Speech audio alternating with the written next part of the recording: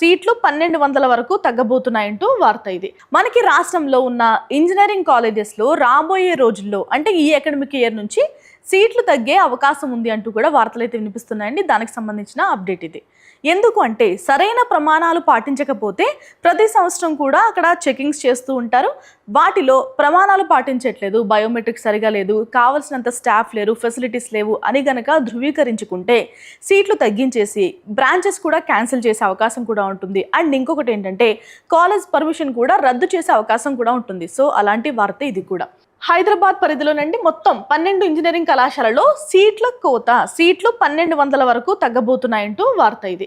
సాధారణంగా ఒక ఇంజనీరింగ్ కాలేజ్కి పర్మిషన్ ఒకసారి వచ్చింది అనుకోండి, కాలేజ్ ఇంజనీరింగ్ అనే కాదు ఏ కాలేజ్ అయినా, లేదంటే MBBS కాలేజ్ అయినా కానీ ఒకసారి పర్మిషన్ వస్తే దాన్ని పర్మనెంట్గా అలాగే ఉంచరు. హయ్యర్ అథారిటీస్ ఉంటాయి, అవేం చేస్తూ ఉంటాయంటే మానిటరింగ్ చేస్తూ ఉంటాయి.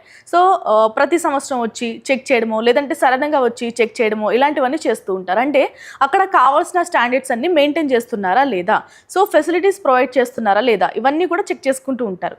ఇప్పుడు 133 కాలేజెస్లో ఏం జరిగిందంటే